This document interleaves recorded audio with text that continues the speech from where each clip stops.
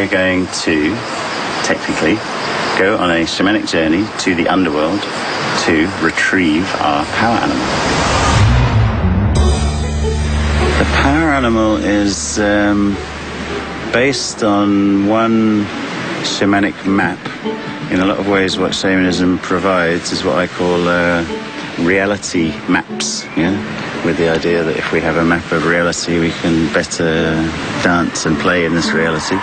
Whichever way you wish, get into the hole now and begin to feel yourself going down into the earth. It was really bizarre. I had no idea what he meant and what to look for. 0. You're at the bottom of the hole. You're in the underworld. If I was sitting at home and I was watching the television, I'd just go, look, this is such a load of rubbish, such crap. You'll probably find yourself also occupying a body. In most shamanic cultures, there's this idea of somehow a layered idea of a multi-dimensional universe rather than just a three-dimensional universe. Open your senses, take a look around, and go and find your power animal. And he said, you're at the bottom. Now go and look for your power animal. Go and find your power animal. He's like, there'll be lots of animals there. Well, of course, I'm just lying there. I'm going, I see nothing. I don't know what I'm looking for. I've, no idea whatsoever. I believe in existence. I believe that I exist. Everything that exists, by its very existence, has to be in some way the same as everything else. And so soon it's time to come home. You just sort of feel like you've walked into this time warp, and it's like, okay, Austin Powers, you're going to jump out any time now. I just know it. How did you get on? Did you have fun? Well, I actually saw lots of animals down there. I was kind of hanging out mainly with the monkey. Okay. We were just actually friends more than anything else. I was kind of having a bit of fun with them. I might have been taking the piss a little bit. And then the giraffe was just kind of sitting there, and I got on the giraffe's back and then rode him like a horse. Excellent. Then the monkey jumped up and he was like a backpack. Excellent. We just kind of... At the end, he was like, well, we've got to dance with our animals. And so I'm there going, does he mean he wants us to jump up now? Or I didn't know what he quite meant. Be the giraffe, huh? I don't want to dance. You got a headache? You still got a headache? I had a raging headache, and I didn't feel like dancing. You're supposed to dance with your power animal, and I thought, well, if I'm going to dance with my power animal, I'm going to feel like it. And I didn't feel like it. Oh my God. I actually thought, I'm just going to walk out of this. I can't do that. We're all brothers and sisters here. We can all learn to do anything, even the weirdest things that some of us seem to be capable of as human beings. Sometimes we, cover over with little veneers of civilization or veneers of whatever,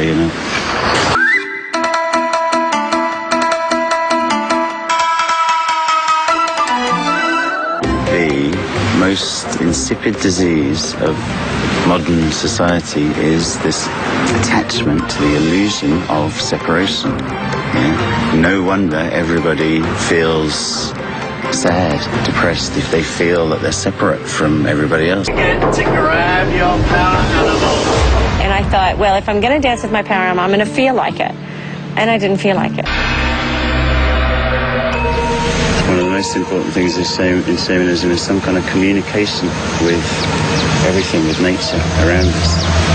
And the way that we communicate with trees is to come to them from where they are. Shamanically, what trees are the Earth's expression of giving energy, giving out of unconditional love. Tree hugging is an occupation that could get one branded a hippie. So, why don't you go and find yourself one of these trees that feels friendly? I'm really getting into it. I'm really actually starting to oh, this is kind of cool. And everyone here is sort of very spiritual, and they're all against consumerism and capitalism, and For that reason, I kind of got into it. Some people say that trees have 5 layers of aura. It's no surprise that lovers have always carved a little heart with their initials in trees. People have always sought trees for shelter, for their protective qualities. You can get right to your tree if you wish, give it a hug if you wish. There is nothing like sitting amongst nature and being able to express yourself and know that you can be open and you don't have to worry about any repercussions because you can just be honest. What sort of language would trees understand? Unconditional love. Let's get into it. Yeah. But for some reason, it just kind of felt right. I know that people will be watching it and kind of going, a lot of the stuff we've done and gone, oh, look, I know that they're taking the piss. There's no way that they're really getting into hugging the tree. But when you hear, it's so easy to sort of get taken away by it, you know?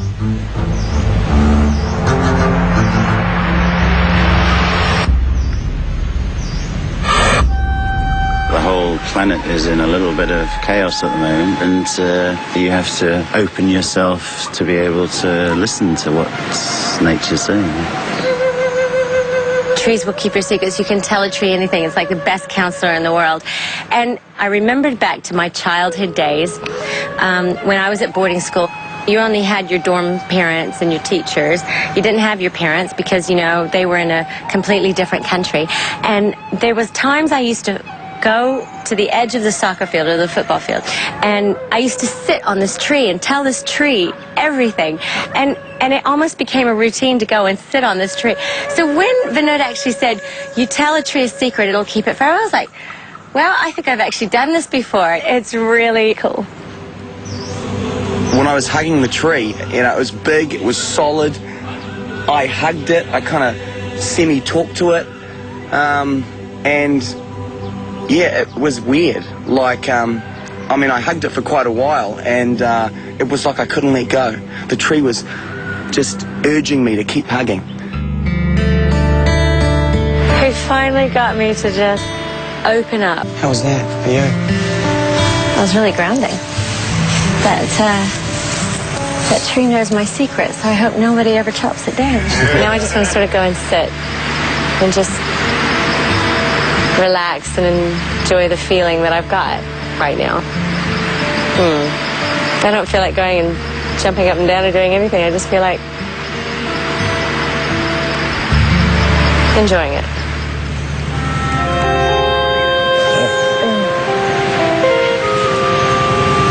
One really beautiful thing Peggy said to me was that it's taught her all about letting go, which I thought was really beautiful, all about letting go stuff, which is really the main form of healing, really, is to be able to have this ability to let go of stuff and get on with whatever. So, Peggy and Dominic, the experience has been quite personal. Day one, I was, you know, Joe skeptical, but now I'm like Joe reformed. I feel like I've got more energy now than when I'm sort of in the rat race, working hard, you know, eating crap food. It just feels really good, and it's actually something that I'm going to really herald when I get back, and just really talk to as many people as I can about what a great experience it's been. Each day that's gone by, it's gotten easier and easier, and not just the cleansing part, but everything else has sort of made you work through things that you never realized you needed to work through, and it's been quite a transformation. I just, you know, I feel absolutely at ease. I feel happy. I don't feel stressed. There's like no tense bits anywhere in my body. Hopefully I can take a little bit of this energy and this and take it back and apply it to my life and those around me and those I love.